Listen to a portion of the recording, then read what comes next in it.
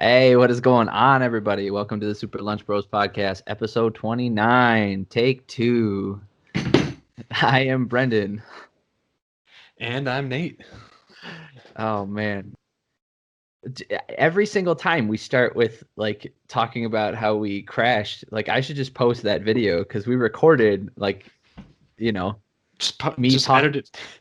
Just edit it in at the end. Just put in just, the whole last half hour after the sign off if you go and watch our rough start. I should just put in all of like a blooper reel. It's just an entire podcast on its own. Yeah. Problem is it wouldn't be funny. It would just be looking at us miserable, not able to actually hear each other. And you watching me hate my computer.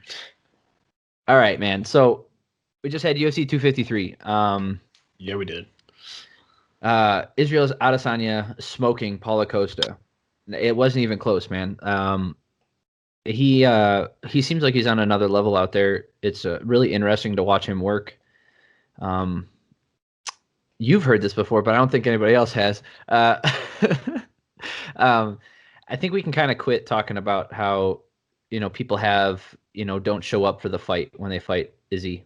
I think it's really his style, and he's doing stuff out there that's really frustrating, and it's making them kind of step out of their game, and it doesn't allow them to be themselves. We saw that for sure last night, or 2 nights ago, really. No, it was last night. With Paulo Costa just looking completely stifled out there. He couldn't get any offense going, and every time he even tried to, it was just met with a swift leg kick. So I don't know who the guy is going to be to step up next. I mean, he said he wants to fight Jared Cannonier. I think that's a good fight, and Cannonier definitely has a lot of power, and he can take a punch. So that's great and all, but if what we've seen the last two fights out of Izzy, I don't know if everybody should be expecting fireworks in that next one. I mean, I think it's a double-edged sword because even if you have a lot of power, you can look at what happened with Yoel Romero and him, where you can play it safe and have a really boring fight if you're not going to go after him. Or you can try and go after him and just get picked apart because like Whitaker power did. doesn't mean a lot if you can't put your hands on him. Yeah, that's what happened to Whitaker. Yeah, that's what happened to Whitaker. I'd say that's kind of what happened to Paulo Costa. Like, he wasn't as aggressive as Whitaker, but, I mean, he definitely tried. Like, it wasn't like he lost for lack of trying. Yeah. I don't think I don't want to give Paulo Costa too hard of a time. Like he's a great fighter. It's just Israel's on another freaking level, man. Yeah. And then I said there's Marvin Vettori. I think would be an interesting matchup because they did go the distance last time, and Vettori does have a lot of kickboxing experience. He's not a big takedown guy, and his takedown defense has gotten better.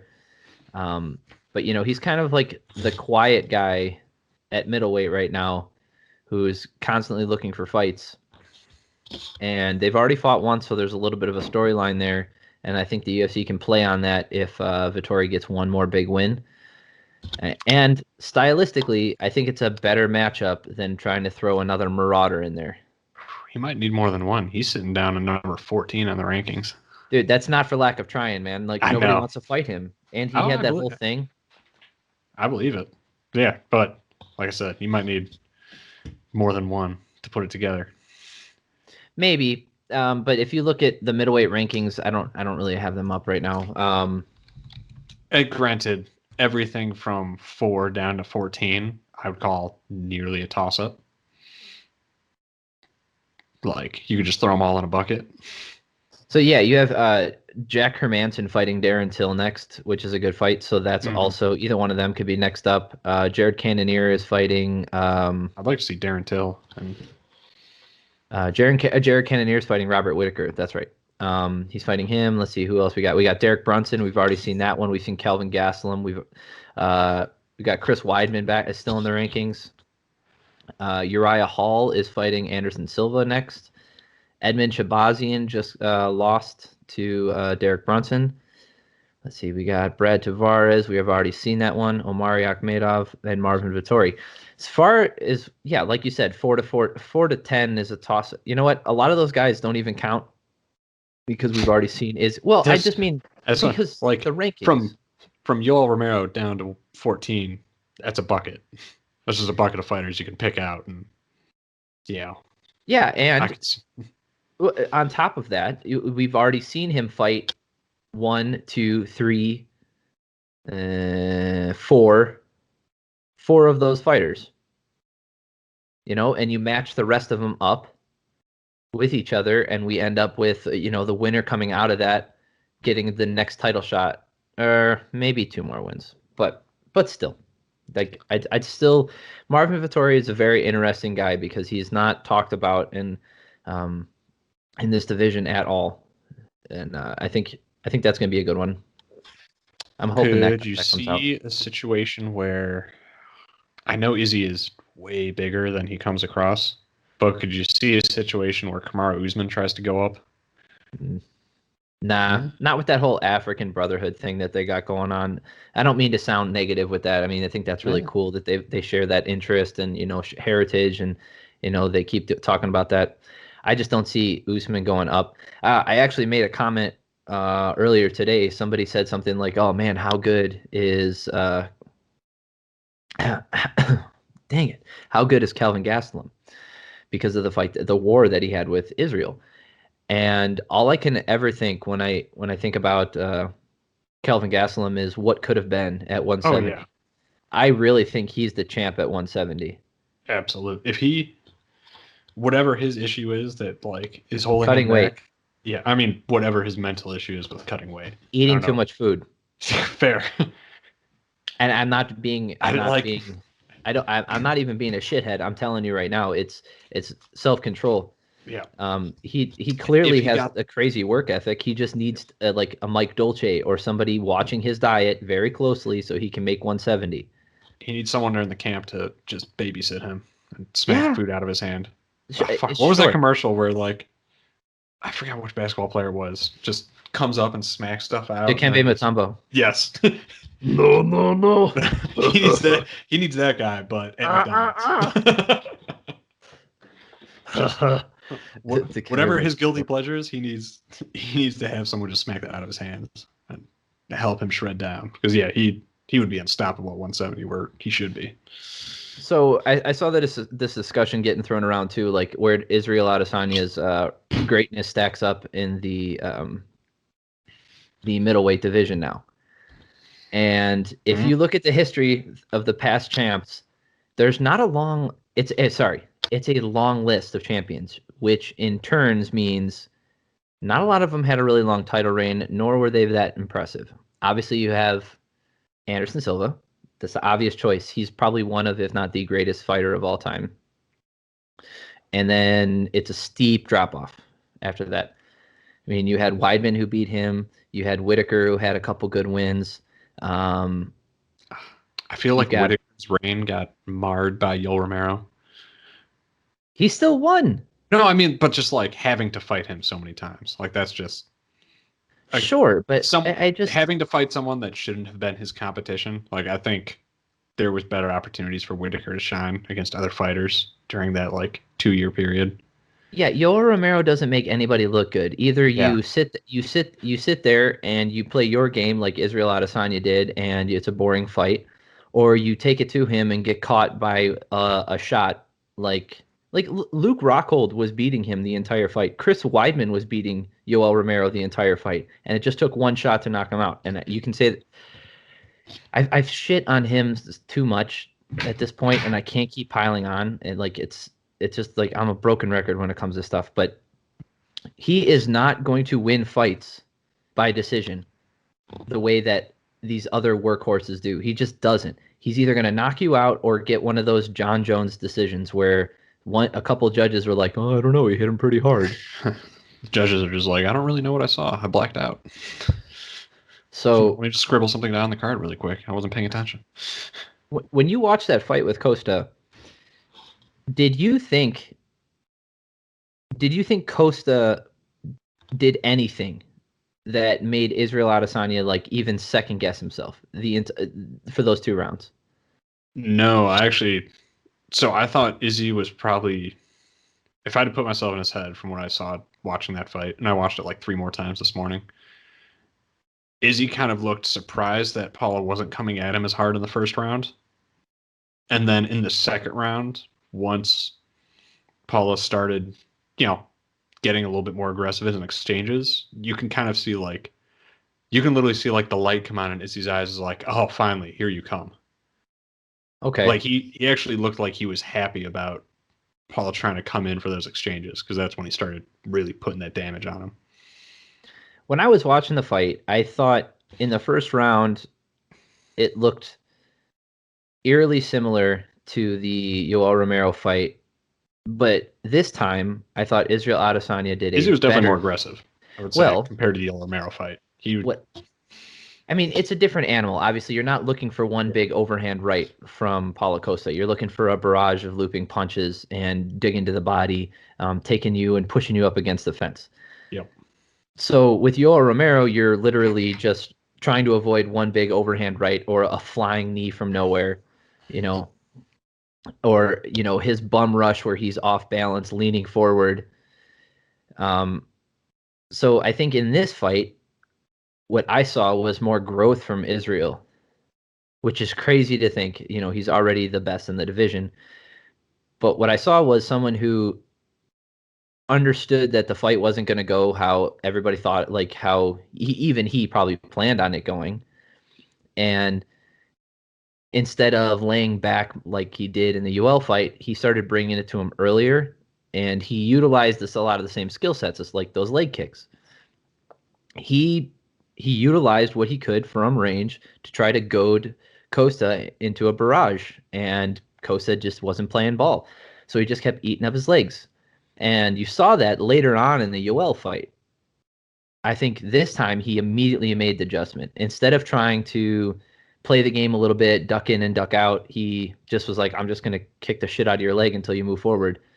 Yep. And then every time he moved forward, he would get out of the way, and he was waiting because Costa. The thing I saw was Costa never opened up. I don't know if he was gun shy, but he never opened up. There was like 2 exchanges in the second round where I saw him start to. But yeah, he definitely didn't. It wasn't his normal. He never put on his normal barrage. Yeah, and I think there really is a good argument to be made for coming in as a specialist. Like the all-around MMA tactician is something that I think keeps you in the UFC. I think it can even get you in the top 10, especially if you're athletic. But and 185 isn't exactly a lower weight class division. This is a relatively thin division. This is not to demean anybody's accomplishment, but let's be honest here. A lot of these 6 foot tall athletes aren't coming to the UFC. I think Paul missed out on an opportunity, honestly. Oh, you mean male modeling? Male modeling, but also, so we didn't really get to do a breakdown pre this fight, but I wish Paula had considered tossing out his normal routine and just basically spent the first 2 rounds going for takedowns. Yeah, I'd have been Like, okay with that. I wish he'd committed full on, like, go for takedowns, pull guard, whatever you need to do. Just drag Izzy to the ground and just use your whatever brute strength you have and, TRT Yeah. monstrosity. Just do that. Don't try and box. Like, you're not going to outstrike him. And you also know what advantage you have as a Brazilian jiu-jitsu black belt with a, pretty decent pedigree to back it up. Like, just say, fuck it. I'm not going to get fight of the night, but you know what you can do to him. Just go for it. Do something that no one's really tried to do to him. That's kind of along the lines of what I was talking about is once you get to the level where you're fighting these guys with extreme specialties and being the best at what they do, you run into this issue where your all-around game that got you to the dance isn't going to cut it anymore. Your athleticism isn't going to cut it anymore. You have to do something different. And it doesn't mean uprooting your entire camp and focusing on something completely different. It means like, hey, for the first 2 rounds, I'm going to do something, he's not expecting, which sitting back and waiting, I guess technically is something he might not have been expecting, but it's also not going to advance. Like that's not a winning he strategy. just won that fight. Like, it's not like Paulo Costa is that much more unique than Yoel Romero. He had plenty of tape to watch what happens if you do that fight. Yeah. And if you're worried about gassing out, I think that is such a huge issue in MMA in general, is seeing these guys who don't implement their game because they're worried about cardio. It's I mean, how I is feel that a like you've thing? already lost if you have that mentality. Like, Yeah, not to, not like I'm at that fucking level, but if you have that mentality of I need to conserve my cardio because I'm worried about gassing out in this fight, like you're kind of already fucked. yeah. Like, what are you hoping for? Like one lucky punch? I mean, yes, that's going to win you a fight here and there, but against elite talent, that's not going to get you the championship. I don't know. I'm interested to see who they match him up with next. Like I said, the Jared Cannonier fight would be interesting. Um, we'll see how that one shakes out. Yeah. But because there's also a good chance that like that frickin' Whitaker beats Cannonier, and I don't think anybody really wants to see that rematch right away. I'd So like to see Darren Till Whitaker. I think that would be interesting. Darren Till Whitaker, they just fought. Did they? Whitaker just beat him. Oh wow, I completely missed that. I should go back and watch it. I get to see it now. That's awesome. It wasn't the best performance either way, but Whitaker did what he needed to do to win that fight, and he did a good job. So I wouldn't if be mad at seeing a rematch. I know he got picked apart, but that'd still be an exciting fight. Like, yeah, I think Whitaker's that a great fighter. Like he's at that level to compete with him. yeah, I think Whitaker can learn from those mistakes from the first fight, and I think as long as the miles haven't completely caught up with him, and he can have like a real, like healthy full camp, which is, I mean, I don't know how you're going to do that after fighting Cannonier, but we'll see how that goes. Anyway, I'm interested to see. I think Israel's amazing. He's such a good fighter. So and where does Costa go from here now? Like now Costa's back in the pool of these fighters.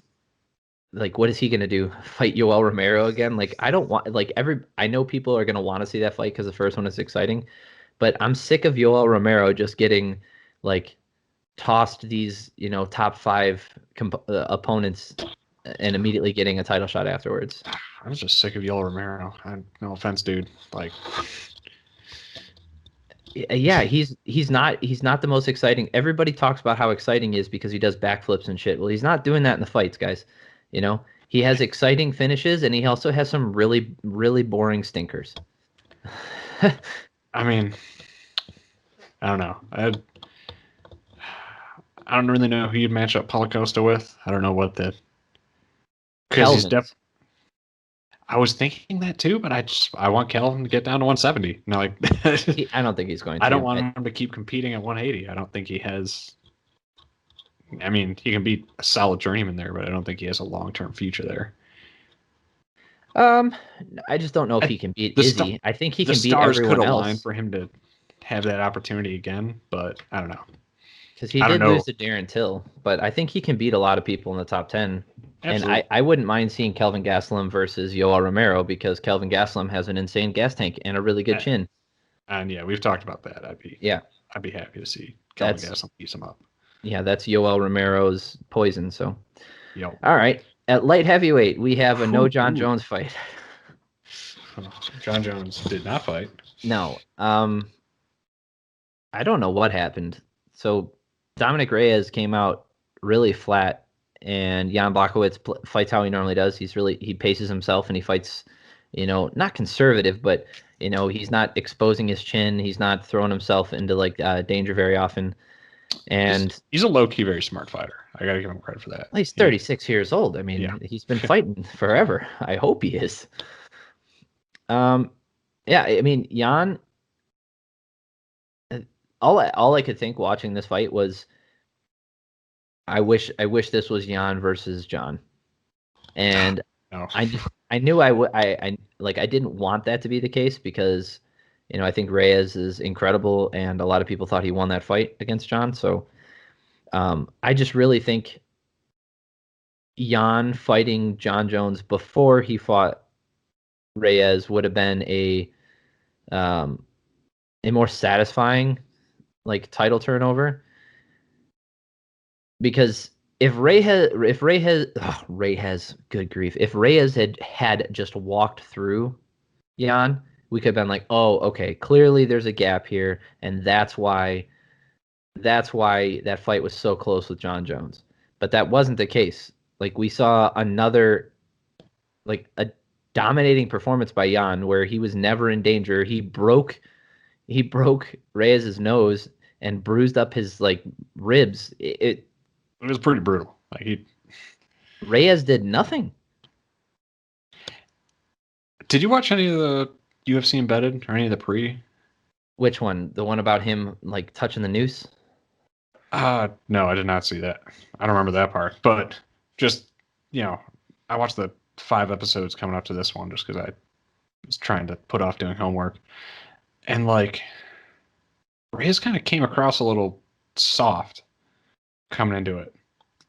Like, I don't know if it was just a weird camp or what it was, but he didn't seem like as keyed in or ready to go as maybe I would have expected him walking into a light heavyweight fight. I don't know. It just, his side of it just seemed off. He also didn't show the same aggressiveness, and that might be because he was worried about Jan's, power. Rightfully so. The guy got his nose broke, so that's understandable. I don't know. It was very odd to see that. Like the last two fights of the night, him and Paulo Costa just looked like they didn't show up. And I think the Adesanya fight is different because Adesanya is frustrating and it's hard to fight him. But this Jan fight, like fighting Adesanya is like fighting a video game. Like yeah, it always looked like he was like one or two steps ahead already. Yeah. But Jan's a good fighter, but he's not that good to where he's like untouchable, And I understand he's made improvements and he's done really well, but he lost to Thiago Santos like no more than 2 years ago. Mm-hmm. So I mean that makes for an interesting matchup again.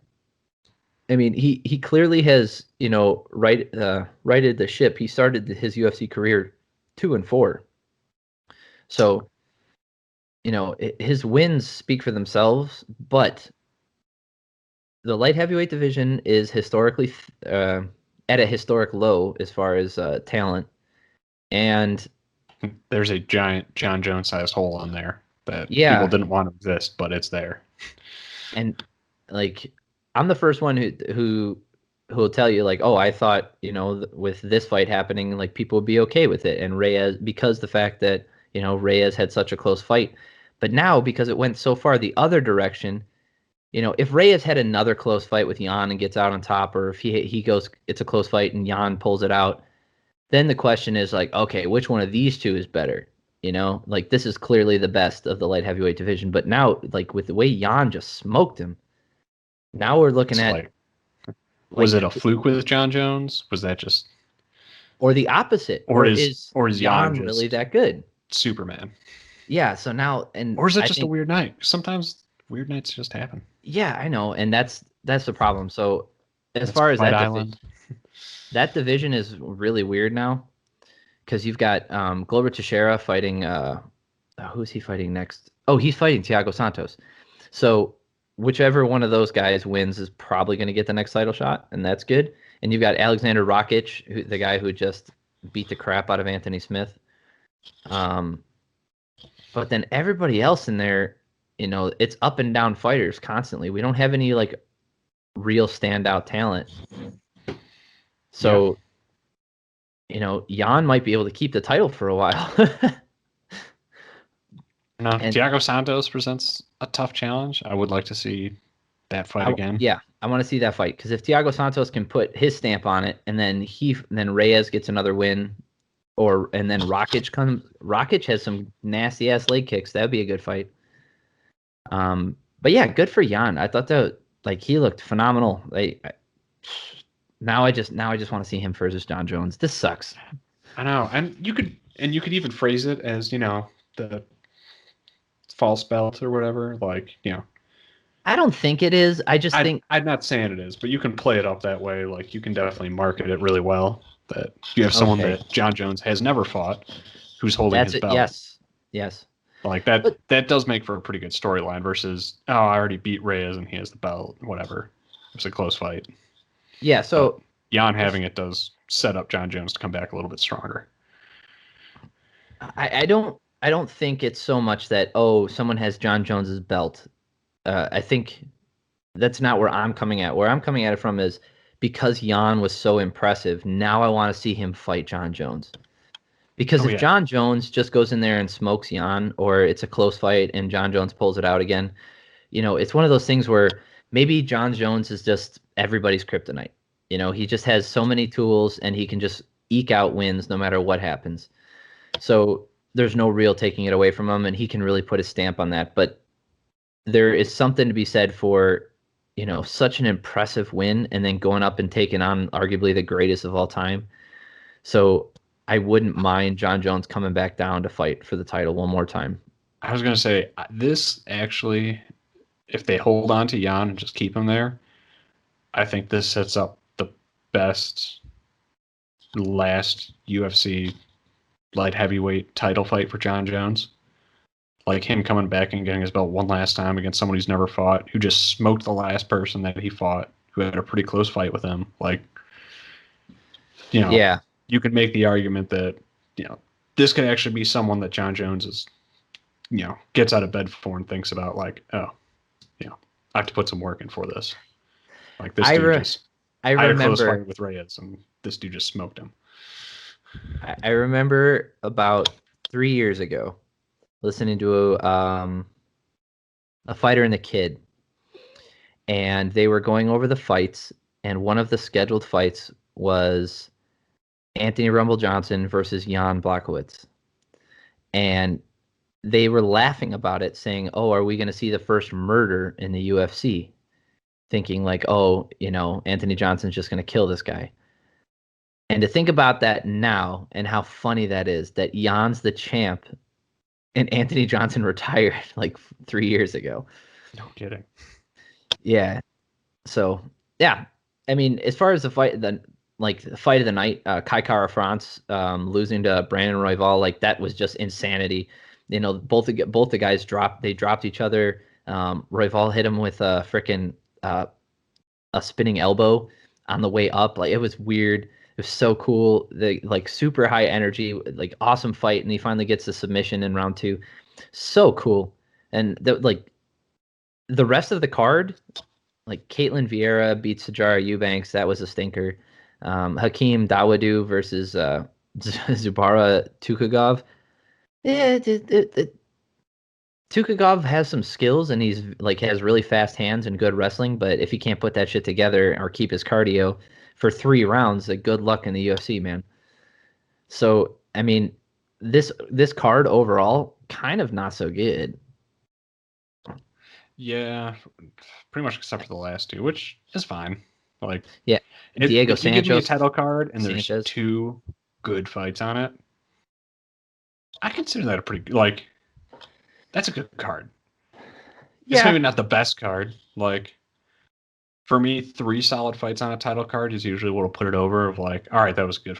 That was a good card. 2 is yeah, like so, and then 1 is like, oh, that card sucked. yeah. I think there was really only one good fight, and that was the Kai Kara France Brandon Royval fight. All the other fights were just like serviceable. I think if this was a fight night, obviously they're not going to do that with 2 titles on the line. But if it's a fight night, I'm not complaining. But a pay-per-view, I mean, you can't complain afterwards. Like you Yeah. can complain about matchups going in, and then maybe they surprise you, or maybe they live down to your expectations. But as far as this night went, kind of a stinker. All right, so I do like that's the UFC. Like again, not super exciting. It's more of just like the implications for the future for those divisions is more exciting than what actually happened. Um, I do want to talk about the Jermell Charlo fight. Yeah, you sent me this. It was interesting. Jason, well, oh crap, what's his last name? Jason what? I got it on my phone. Oh my goodness. Oh no. Oh poop. Jason or Jamel Charo and Jason. Jermell, not Jermal. Jermal fought earlier in the night. Jermel, Jason Rosario. So I watched the whole fight. So in the first round, it was going a little back and forth. Rosario had much crisper boxing, and Charlo had the power advantage. He clipped him a little bit on the side of the head at the end of the first, and Rosario lost his balance and went down. And then I believe in the fifth round, he dropped him with a good shot. And Rosario was winning all the every round from his boxing. I think it was just those two knockdowns clearly gave Charlo the advantage. Maybe Charlo won another round, like round 2. Anyway, in the end, at round 8, he comes out, throws a jab up top, and then throws a jab down low, which gets blocked by Rosario's elbows and directed right below the belly button. Then Rosario drops down, has trouble breathing, and starts convulsing. Then tries to get up, screams, lays back down, and can't breathe.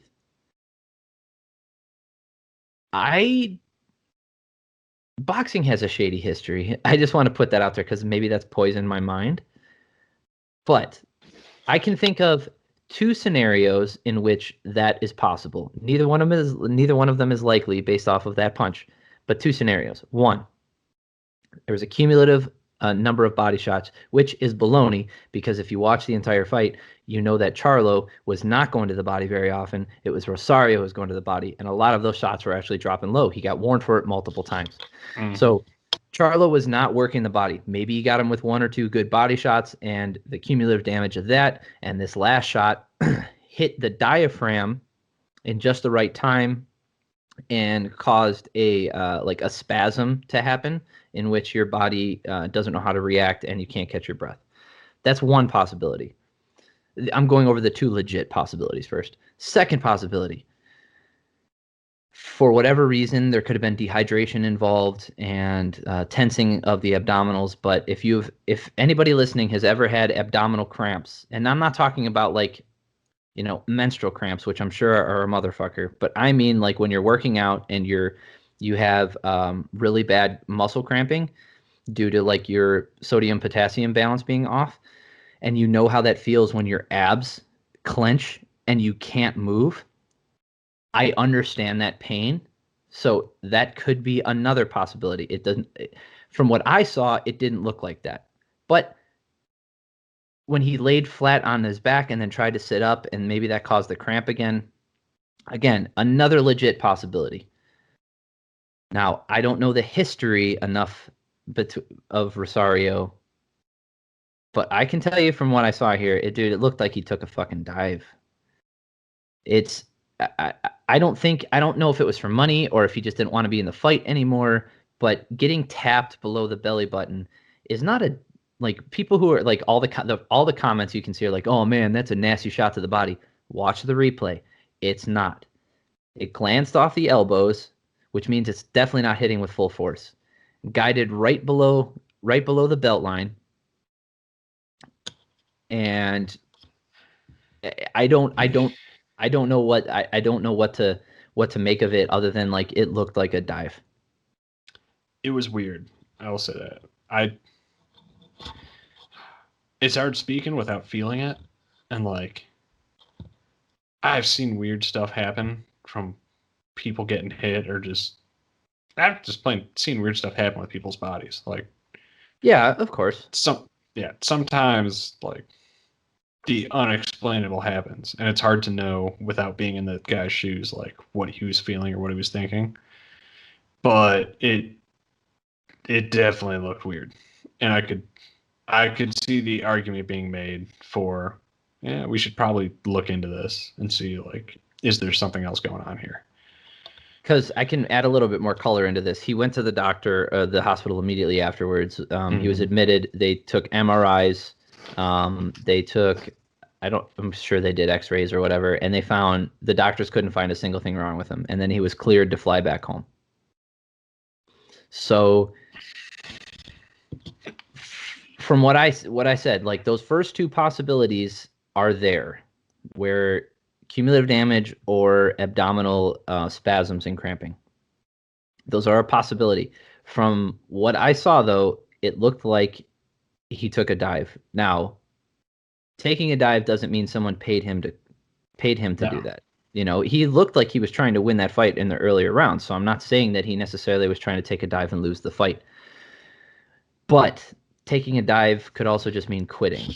And We've definitely seen that. And maybe he just didn't want to be there anymore. I don't know why. He was an undefeated fighter fighting for, there were titles on the line. So I think this is the problem with boxing. Not the problem, but one of the problems with boxing. I think the overall arcing problem with boxing is the fact that there's so many promotions and the fighters don't fight each other, right? That's one of the benefits of the UFC having so many good fighters underneath their umbrella. But I think one of the issues is the tainted nature of boxing and its history. And you could say, oh, well, that's all in the past. But as we've seen in just even the past year, but really, if you look at the past 5 years, the way that judges look like they're not paying attention or they're getting paid off, the way that fighters seem to be losing fights that they shouldn't be losing, promotions. Carmelo Anthony dining out with the judges prior to fights.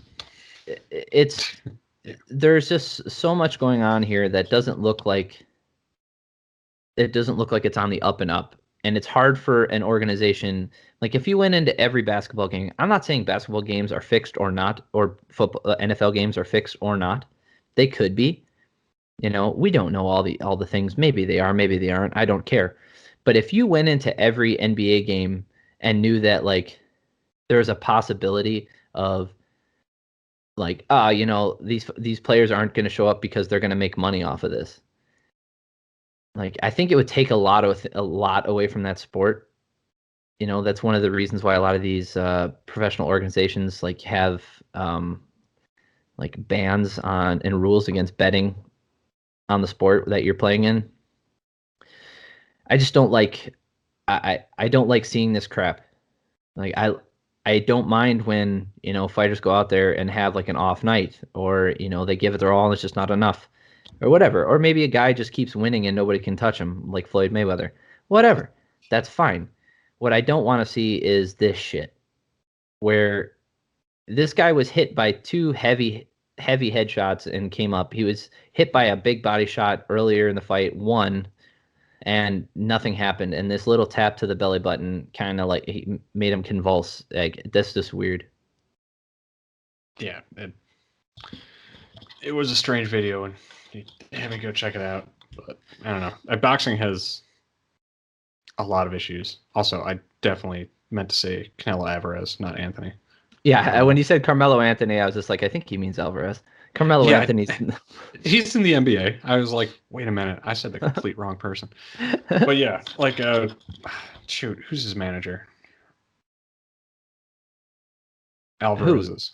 Oh, De La Hoya. Yeah, De La Hoya. When prior to him fighting Triple G, De La Hoya was taking the judges out to freaking,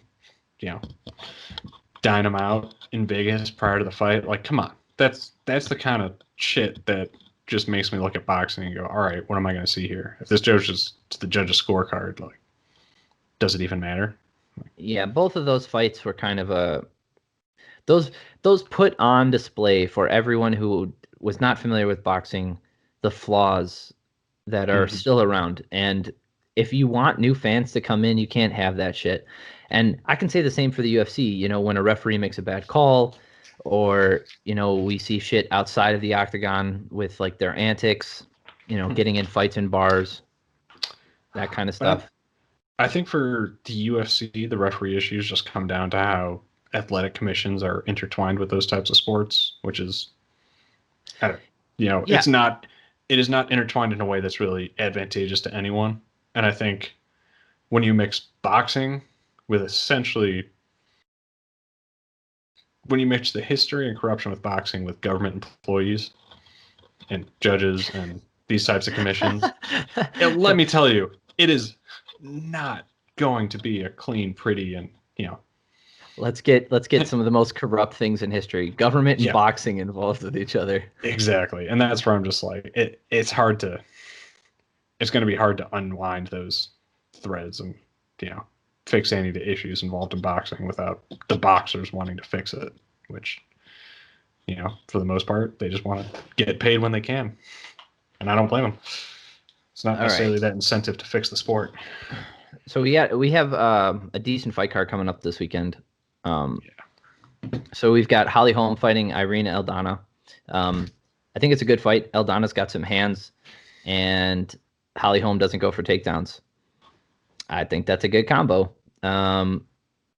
This fight is really going to tell me whether or not Holly Holm belongs not only in the top 5, but just in the division in general. I know Aldana has been streaking and she's been doing really well, but you know, is Holly Holm's best days behind her, or is she still, you know, in contention for when Amanda Nunes finally decides to hang it up? Honestly, I'd probably still pick Holly Holm in this fight, but it's very close because I think if Aldana and Holm really get into it and they're in a straight up boxing / kickboxing fight, I think Holm is going to have an advantage when it comes to tactics, but Aldana has very good and crisp boxing herself. And on top of that, she hits hard, way harder than Holly Holm does, especially with her hands. So if it wouldn't surprise me, this is almost a pick'em fight for me. I'm leaning towards Holly, but it's hard for me to ever pick against Holly Holm. Like, in terms of who she, like, if she's going to lose, she's losing to someone that's one of the best in the world, or it's going to be a questionable loss. Yeah, I pretty much just, even though she's, you know, had a rough go of things the past couple of years in terms of wins and losses, I'm never going to pick against Holly Holm. Speaking of questionable losses, Jermaine Durandamy is fighting this guy against Juliana Pena. Pena is kind of like an afterthought in this division at this point. But bantamweight is so thin that I firmly believe anybody making a statement, maybe minus Randamy because, you know, she just had her shot. But, you know, if Holly Holm makes a statement, or especially if Aldana makes a statement, like, they're going to get the title shot next. So absolutely. Yeah, but that fight, I think Randamy, if she can keep it on the feet, Randamy's going to smoke Pena. If it goes to the ground, I think Randamy's just going to get wrestle humped. So Court McGee, he's still fighting? Good grief. He's fighting Carlos Condit. Oh my goodness. On the prelims? Carlos Condit is fighting? Why is he on the prelims? Why is he not headlining the prelims? Yeah, Kyler Phillips versus Cameron Else, who's doesn't have his picture on there. That makes me. I hope this is just out of order or something, because that actually makes me very sad. Why are they burying the lead like that? Especially on a fight night, you're not going to put Carlos Condit on the main card just to get some views. Like, that should be the co-head. Like, no. Jorgen de Castro versus Carlos Felipe probably Felipe. No, it's probably a good fight, but I'm sure it's a great fight. But if you want to get someone to watch a fight night, and you've got Carlos Condit on there, and you're going to bury him as not the main event on the prelim card, like, who the fuck made that business decision? That's stupid. Just on his history and fucking. That's dumb. Yeah, pedigree alone, put him on the main card, for God's sakes. All right. Okay. It's kind of a dry spell right now for the UFC, but I do want to talk about some, because we missed a week. Interesting. Carry on. So I do want to talk about last weekend's card. Ooh. So a couple things. I just want to cover Colby Covington versus Tyron Woodley. Tyron Woodley doesn't want to fight anymore. We can see that. And Colby Covington does. I think that's the story of that fight. You know, you can say all you want, and Tyron, anybody who's, we can talk about the post-fight speeches and antics afterwards, but as far as that fight goes, anybody who looked at that fight and was like, "Oh man, I really want Tyron Woodley to win because they want to blah blah blah Kobe's face." What? I don't give a shit. Dude, Tyron Woodley was talking more shit than anybody and hasn't produced in 4 fucking years. I don't Yep. want to hear it. I Okay, haven't I don't. seen Tyron Woodley produce since Robbie Lawler. No, that was the Yeah. last fight. The one against Darren Till, I don't know. Okay. I think that was a fluke, to be honest with you. I think because everybody was counting him out, He surprised himself. Like, he just landed one shot. Because I think if he doesn't land that big punch in that fight, it goes the same way that, the Wonderboy Thompson fights go. yeah. So good for Colby getting the win, keeping his name in the headlines again with his post-fight antics. Just going I full heel. Like, I think yes, that's exactly what I was going to say. Is I think the media is loving this because he's giving them something to talk about. And guess okay. what? Every one of you that's like, oh, I can't believe he said this. I can't believe he said that. I can't believe he's doing this. Listen, guys, you're all being played. Yeah. Every one of you guys. You put his name in a headline. Congratulations, you did his job. That's what he was doing. Did anyone ever think Hulk Hogan was actually a part of the New World Order? Yeah, or Like, him, I'm just saying. or that him versus the Iron Sheik. You remember that they were like Did, worst did anyone enemies think the Iron Sheik actually liked Iran? or hated America, a Why do you place think he where was living in Hollywood? it's like, guys, I understand that this is a real sport, and I do feel for people who are, um, I wouldn't say offended. I feel for people who want, or okay, let's take this back.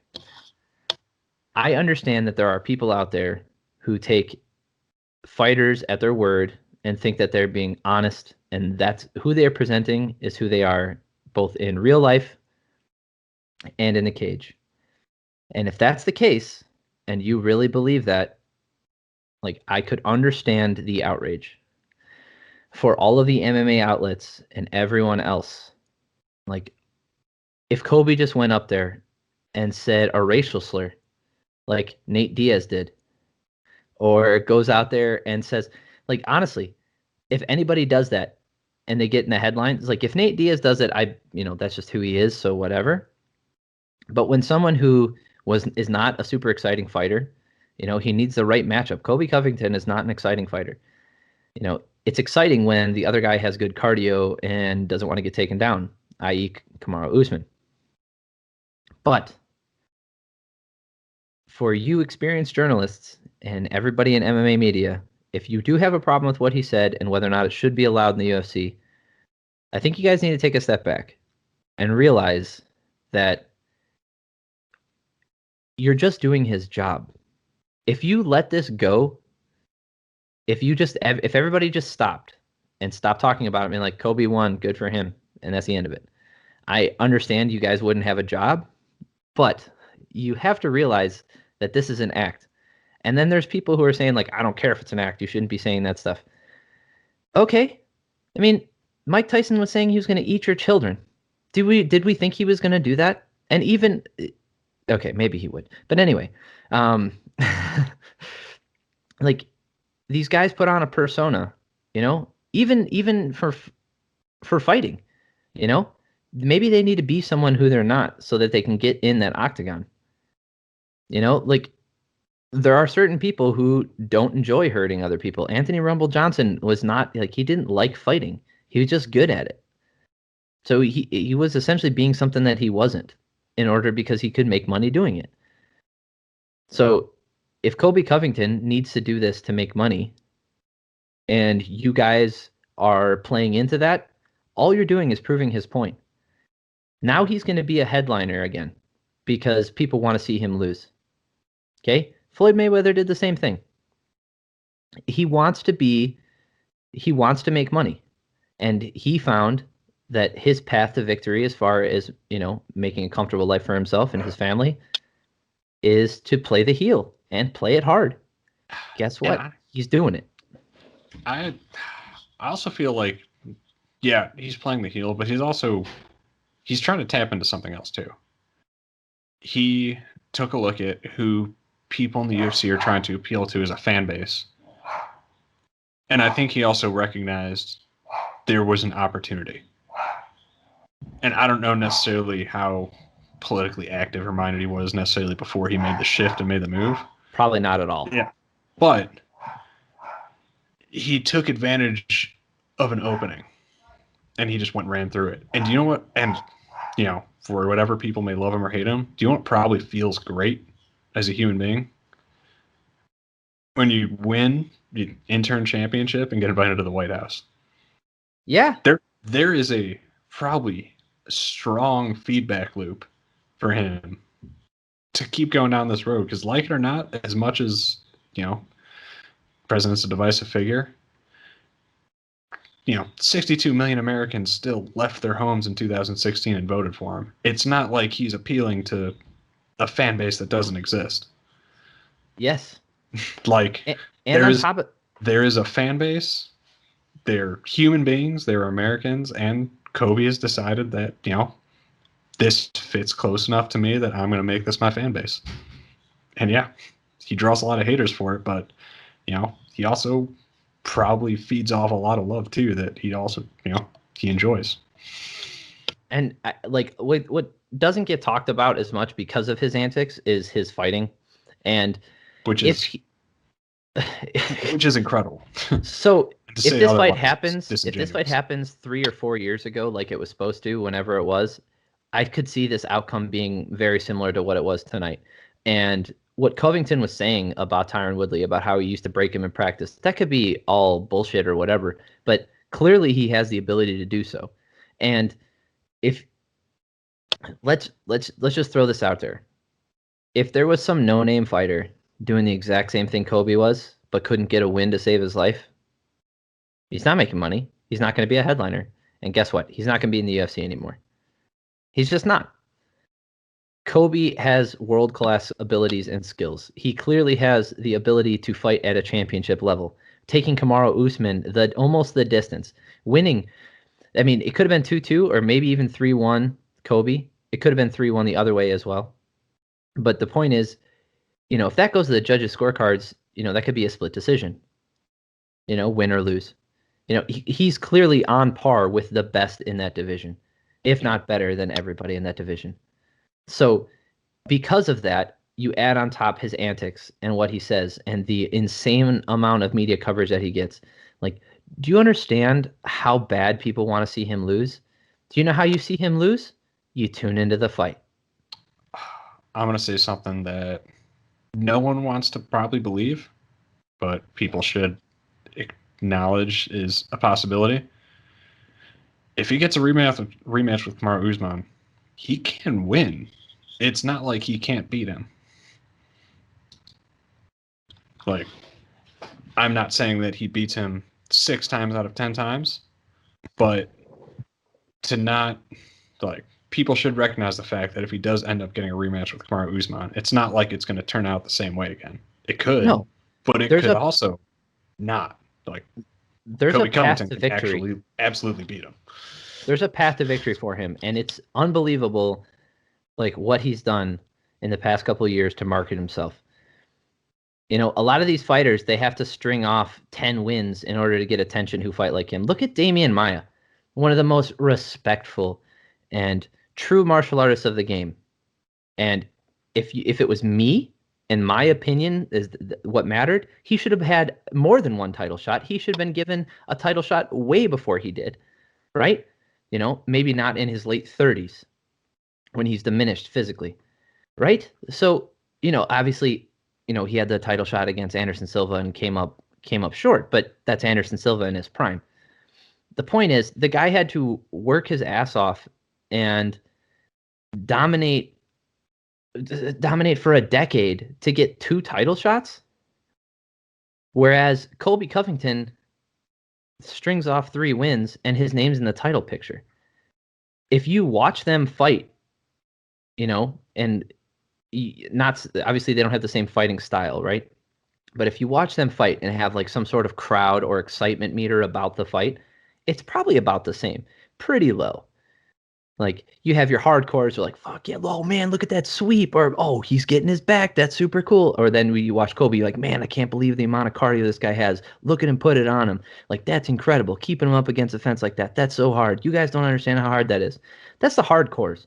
Then you've got your casual fans who are appreciative of the sport, probably want to see more action. That's fine too. I'm like that too. Like I appreciate action as much as anyone else. But I also appreciate when a fighter imposes his will on someone else and just keeps working.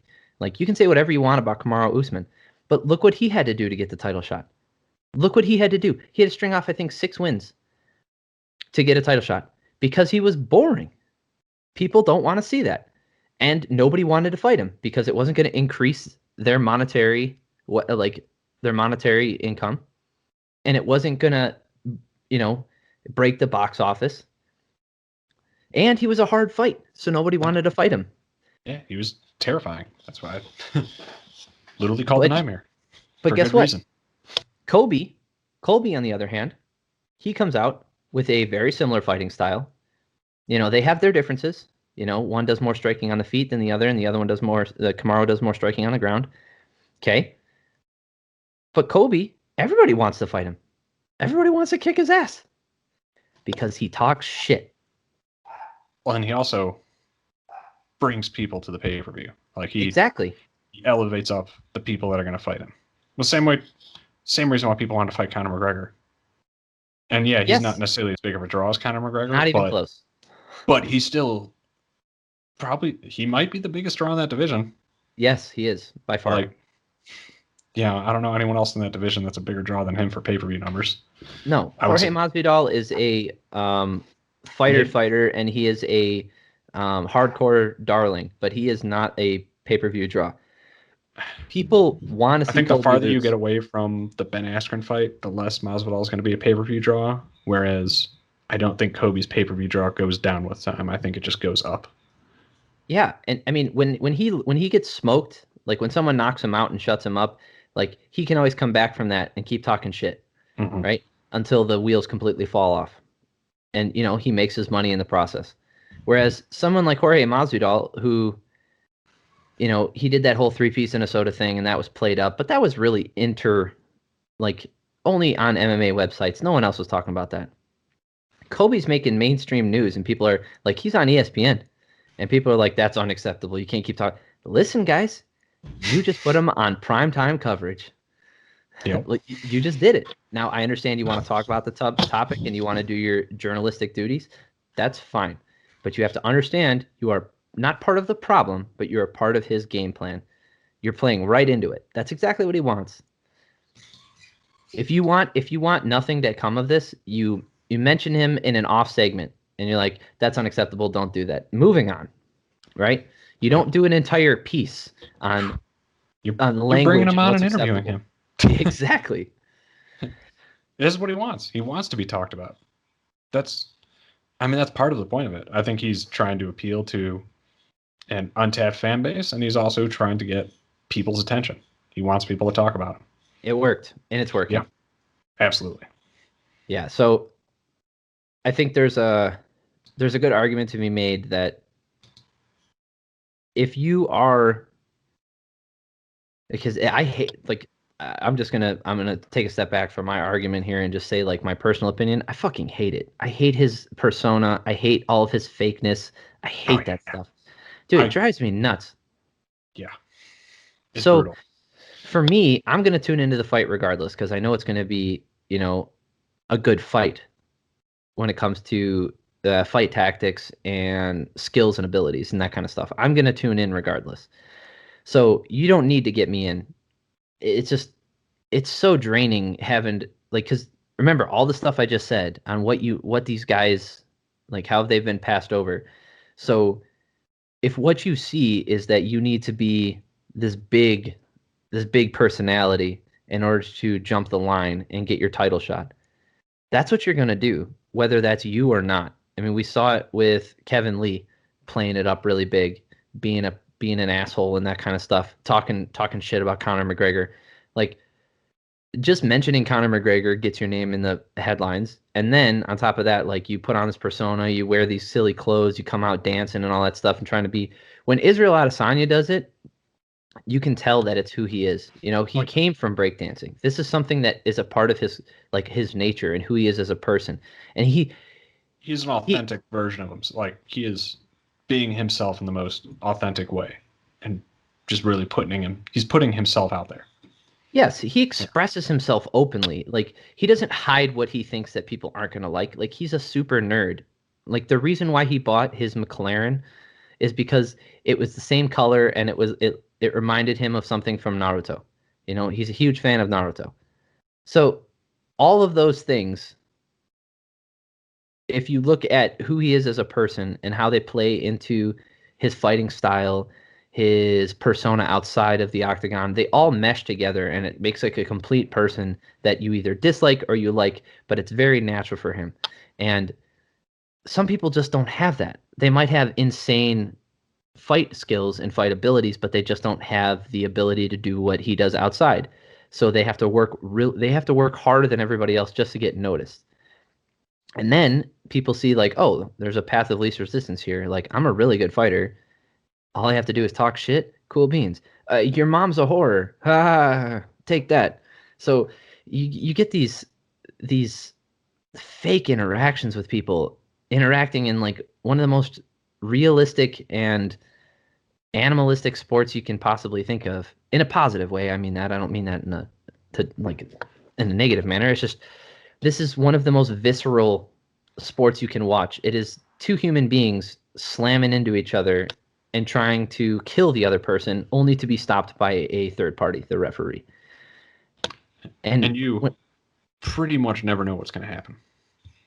yeah, Like there's no way you can as predict much it. as yeah, as much as you can make an educated guess, it's nearly impossible to predict how the sport's going to go. So The when more you mix confident you are, the more likely you are to be upset. yeah, of course. I mean, that happens in any sport, but like there are serious ramifications in the sport, both physically, mentally, career-wise, all that stuff. Like you don't make that much money until you're at the very top, right? You're taking a ton of damage the entire And even time. then, comparably, in a No, billion I dollar understand that. business, yeah. No, yeah, they're still only making 18% of what the UFC's annual gross income. Yeah, their revenue, the fighters only make 18% of the revenue. Um, so if you look at stuff, all that, and then you take a step back and you realize that I have to pretend like I'm in a fucking play in order to get where I need to be. Like I understand why someone like Colby comes up, especially when someone like McGregor has the success that he did. I think Kobe would either be the best or the worst JRE interview. Because either you Well, would get yeah. fake Kobe for 2 hours, which would just be the most brutal and awful thing to sit through, or maybe you get the real Kobe, just sit down and open up, and that would be one of the most insightful like comparisons. Yeah. You get to actually compare real him to Showtime him. Because I don't know if you saw his. Did you see when he did Fruit Truck Diaries? Yes. That was awful. Yes. That was on. It was uncomfortable to watch. Yes. Yeah, I've like, and the idea of him doing that for 2 hours, just that would be brutal. But if he actually opened up and just, if he showed the side of him that he shows when he hangs around with Cam Haines and other like real people who are respectable and know the real Kobe, like I feel like that would be a good thing for him to put out there. Yeah, so speaking like this segues really nice into something I wanted to talk about, and I just remembered right now. So apparently, some employees at Spotify are not so happy with the content Ooh, on JRE. I'm ready Um, to go in on this. yeah, so It because it's not just that. This goes deep. so the first thing was that kind of made me upset, and now I can understand a little bit what was actually going on. Is that they pulled some episodes that from JRE's show when they did the transfer over to Spotify, right? So when I first heard that, I was like, I thought they were just taking the library. Why are they selecting what can and cannot be shown on their platform or heard on their platform. Then this past week, a couple of the employees threatened Well, it's to. interesting. Before we get into this past week, do you remember what the response was from that? No, wait, who? So they were saying that it was a technical error. Oh, yes. So, Yes, I do because that. technically the library isn't finalized on Spotify till next year Right. when it gets pulled off YouTube. So right now they're still calling it openly a technical error as to why the full library isn't on there. Okay, that wasn't, but all right. Even though there's some glaring similarities between the specific episodes that just haven't showed up yet. Well, one of them was an outlier to me. Like they pulled Tommy Chong's episode, which was like I don't know why that episode didn't go in there, but okay. But yes, they all tended to be either very conservative talking heads or let's call them Crystalia. yeah, okay, that's another one. Yeah. Oh, I lost video here. So yeah, like that's another point is where there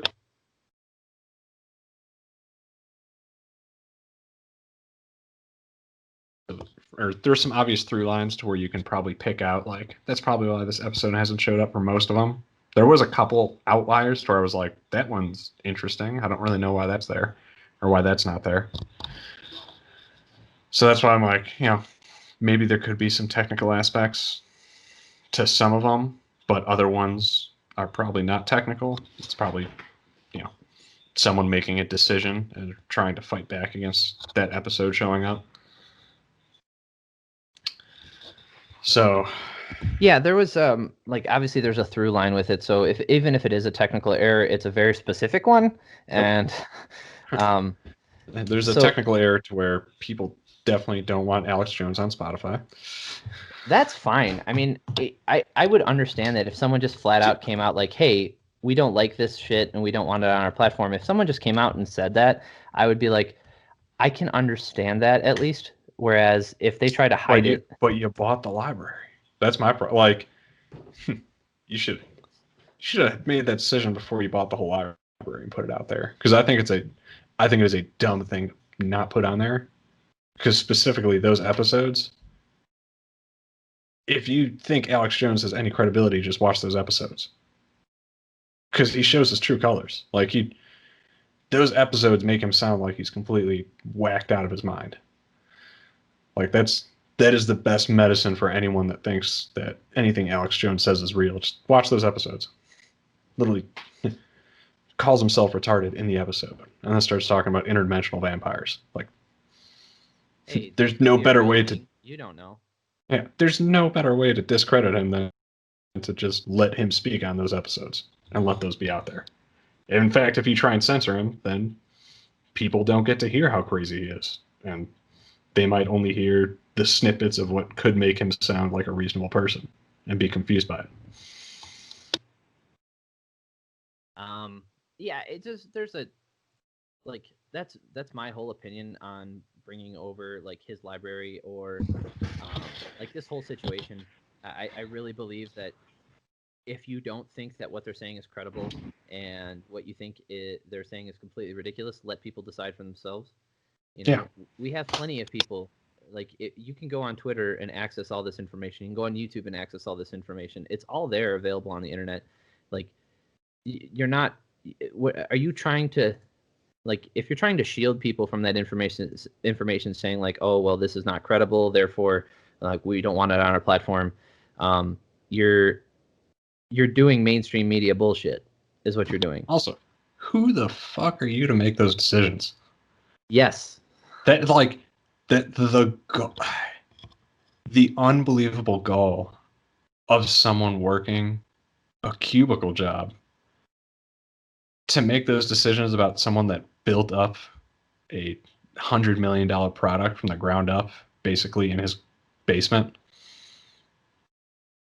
Yeah, I mean, this like who are you to say like, oh, I should have creative, control over this product when I've never built anything even comparable in my life? yeah, there's a there's a reason why the show is what it is, and it's because of the free-flowing nature of the show, the program, the way he talks, all of those things. And on top of that, you're basically discrediting yourself by saying that, like, oh, we know what's best for our listeners and we know what's best for our platform, even though you decided to bring over, you know, like, I mean, in the mainstream, let's call him a controversial figure, being Joe, and you decided to do that. You decided to do that. You decided that you wanted his brand, or what, like, that gross word that people use, to be associated with yours. And if you're going to do that, then do it.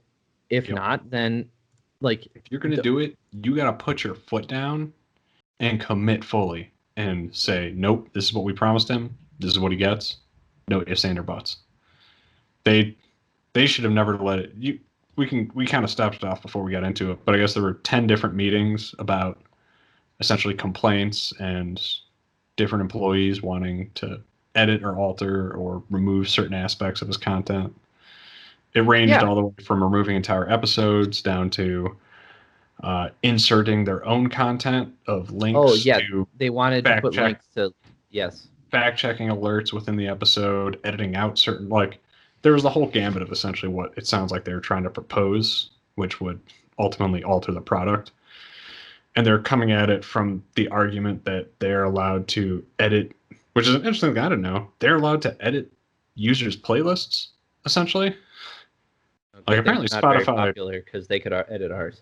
Yeah, like Spotify has some capabilities to, like, curtail some of their users' content already, which I didn't know about, which was interesting.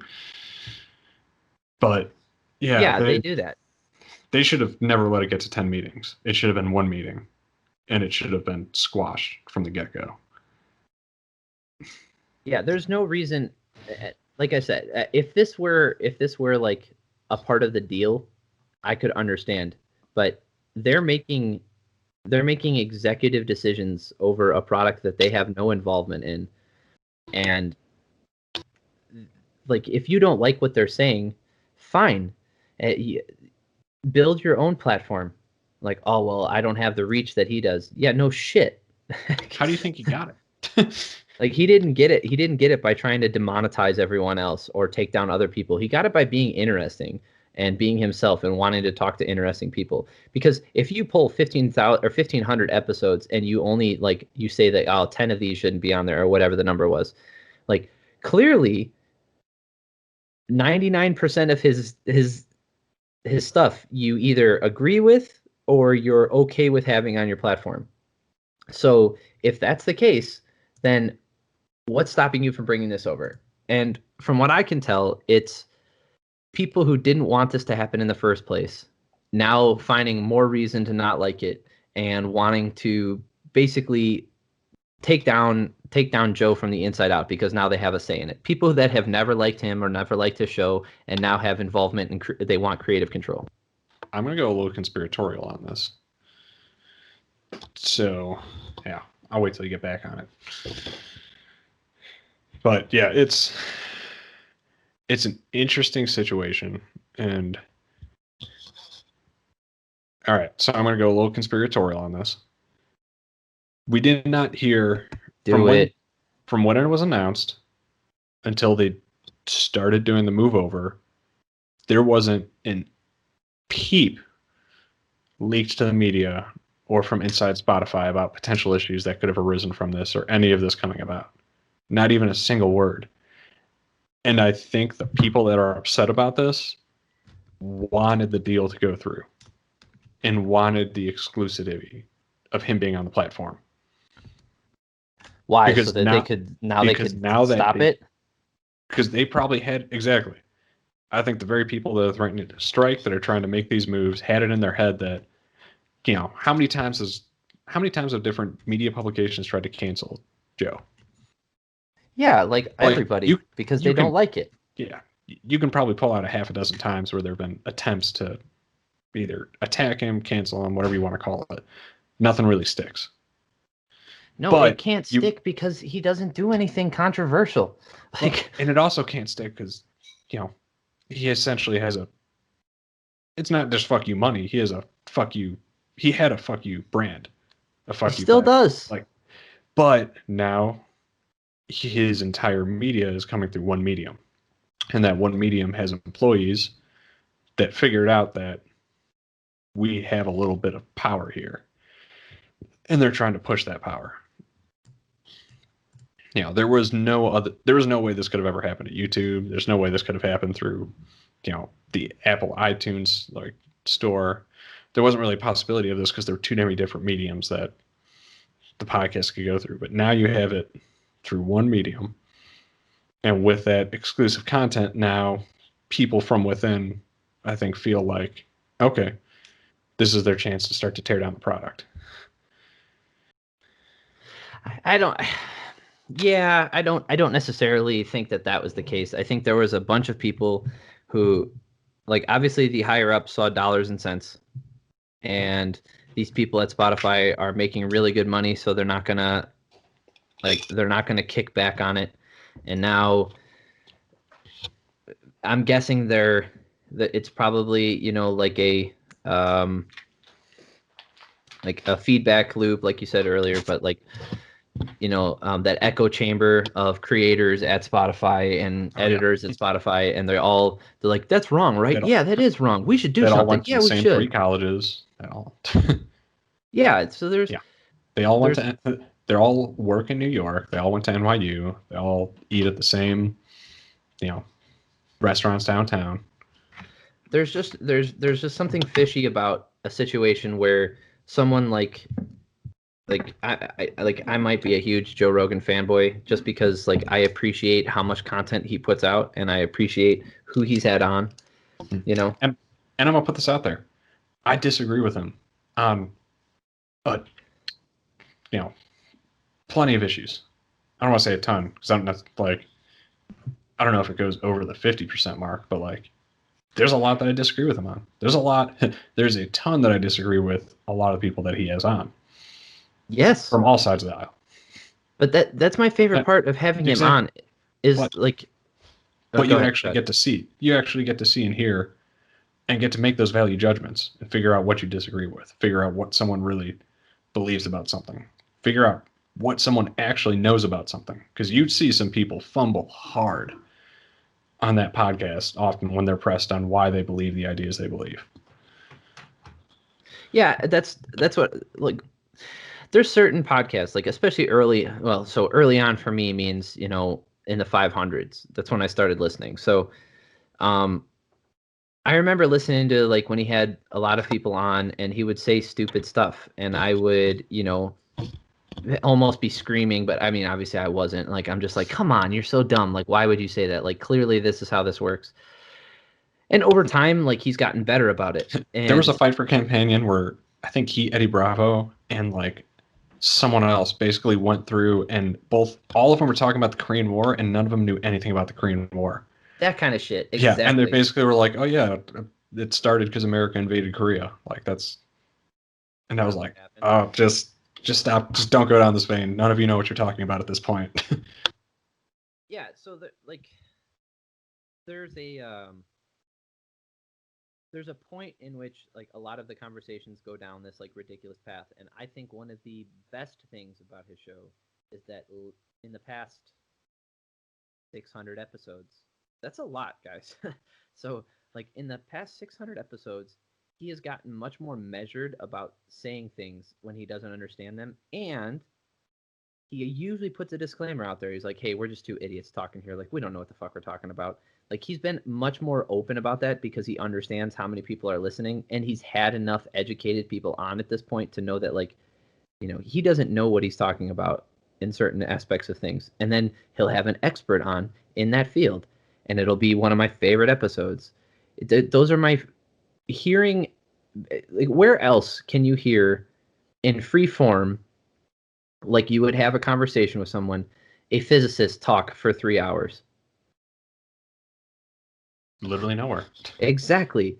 Or a mathematician, or someone that fucking breaks down sleep science to the point where it actually altered how I put my schedule together and how much I prioritize my own sleep and recovery. Like, There's been some podcasts that actually With altered Dr. my Rhonda life. Patrick.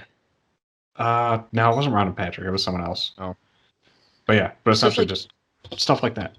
so if you like there's people who get a platform on that show who would never be able to reach the amount of people that they do. And they can bring so much good information to people. And every so often he'll have a crackpot on, or he'll have like a wild person or someone who says things that you don't agree with. Okay, fine. If you don't want to listen to it, don't listen to it. If you want to listen to it and make a companion piece on your own, go for it. If you want to write an article, if you're so inclined and you have the ability, go for it. I fully support that kind of stuff because some of my favorite podcasts on his are when people go on to refute things from previous podcasts. There we go. It's and then you get podcasts where you bring them together and they actually have to face each other. That's amazing. You don't get that free flowing you don't get free flowing conversation for 3 hours like that anywhere else on like definitely not in mainstream media, but also just in a place where people can be themselves. Smoke weed if they want to, drink if they want to, smoke cigars. Tank their company stock. Like, you can do anything on there. It's it's amazing to me the amount of people who instantly disregard everything he's done because I personally don't think that he has done anything like tremendously important, but what I think he has done is given those people who have the ability to reach out to the masses in a way that you just can't do anymore. Nobody sits around for appointment viewing on 6 o'clock on a Friday night to watch a space show. Nobody watches space documentaries or a wildlife documentary like they used to. And you have people on there talking about these things in a very honest and open way. And when they're not honest and open, like when Adam, what's his face from Adam Ruins Everything was on there, that changed my view of that person forever. Yes. Like I no longer can accept anything he says without looking it up. Like I know he's not an expert in anything, and he's so obsessed with his dogmatic views of what he's been fed that he refuses to accept that there's any other reality other than his own. And every time Joe just brought up simple questions, ones that would like a normal person would ask, he would try to jump down his throat on it. And it made me lose so much respect for him. In my opinion, that was a good experience. Now Yeah. I know that guy needs to be double checked and triple checked on everything that he says for me to believe him. I wasn't privy or I wasn't like obsessed with his show or, knew a ton about him, but that has happened a lot. Like there's been a lot of speakers on his show who I was like you find out real quick like when they start talking, you can understand where they're coming from. And then once they get going, you find out who they are. And then after about an hour, you find out what they really know. It happens almost in every podcast the first time that they're on. And you find out real quick who the pretenders are.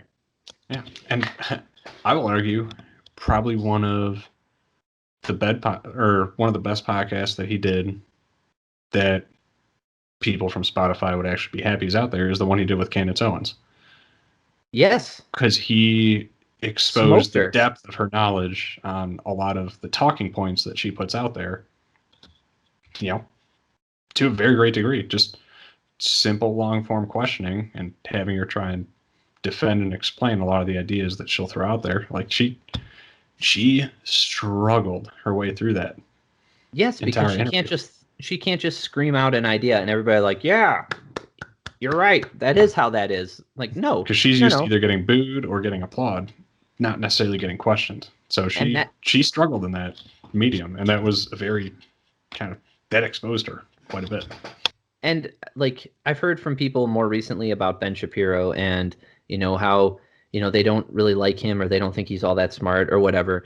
And if all you hear is the sound bites and the talking points that he puts out, I can totally understand. But when he goes on Joe's podcast and you get to hear him talk, you understand that he has a depth and breadth of a lot of subjects, like a lot of knowledge of a lot of subjects. And he's able to speak to them enough to where he can explain himself, point out research that has been done, and he also is very open about his viewpoints on the world and where he comes from. If you don't like, I don't agree with a lot of the stuff that he says. It doesn't matter. I appreciate someone who comes with that depth and breadth of knowledge onto that podcast because it makes it makes me a more educated person by listening to someone else talk like that and understand more about the world around me and who else is around me. Well, and also understand the arguments behind someone coming from that point of view. Yes. That's one thing to hear a talking point. It's another thing to hear, okay, this is where these talking points are coming from. This is the why. And it doesn't mean that you agree with it, but to acknowledge the weight behind those talking points is still an important aspect of now explaining a counter to them.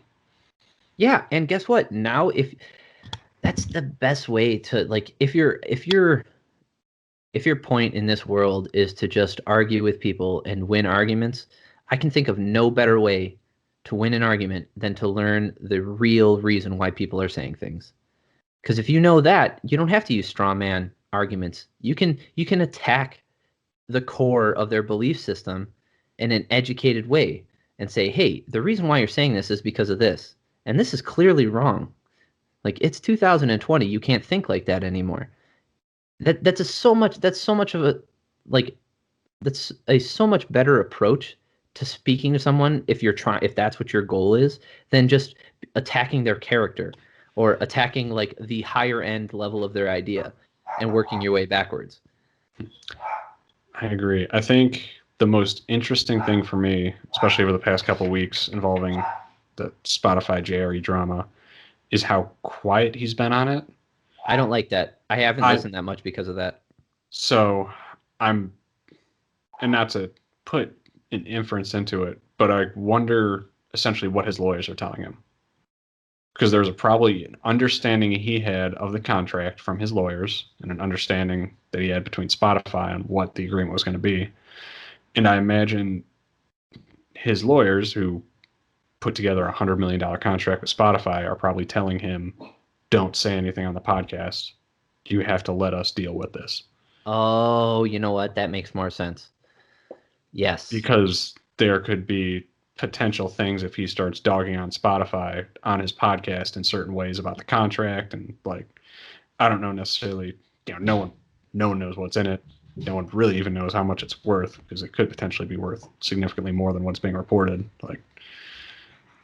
But I would imagine his lawyers are probably telling him, until we clear some things up, and the full move doesn't happen until the end of the year, give us.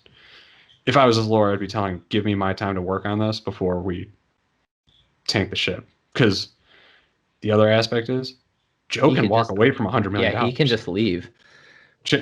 Joe can abandon the Joe Rogan Experience podcast and start a new one tomorrow under a different name and a different brand. Yeah, I think there's probably a termination clause in there. He could probably just pull it. Yeah, he could just stop doing it. He could say, all right, have someone else do it. I'll go do a different podcast and start it with a different name and put a different logo on it. And guess what? Jamie's coming with me. And he could just do the same thing he was doing under a different name, and he'd nearly have the same following. And people would probably respect him more for it. If it came down to him blowing up his own ship to get out of that deal because they want to edit it. Yeah, I don't like when people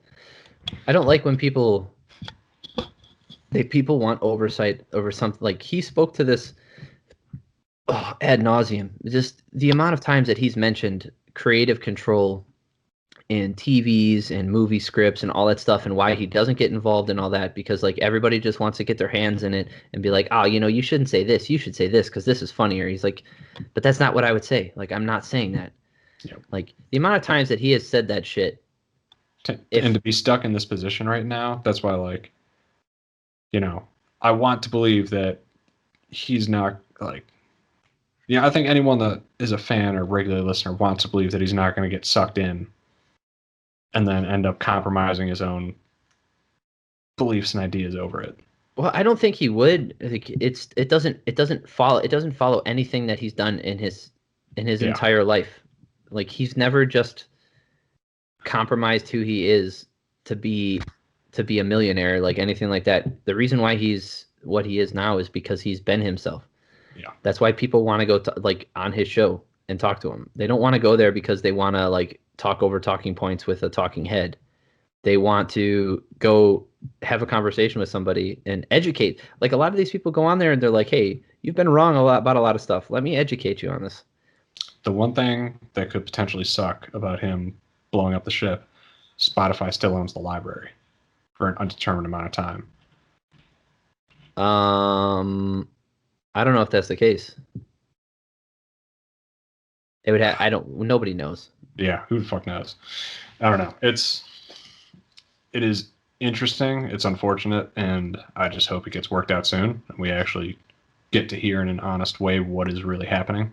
Yeah, I don't. Because that's the most frustrating thing this. for me. I don't like having a podcast and then wondering, is this going to come up? And if it does come up, what's actually going to be said? And then it not coming up also Every is time. Frustrating. Every time. Crap, I forgot to do it on the start again. Ugh. If you guys made it through this far, thanks for listening. I appreciate you. Make sure to like and subscribe. You can find us on Spotify if you're... you can. We are on Spotify. So you can find us on Spotify, Podbean, anywhere you get your podcast, we're on there.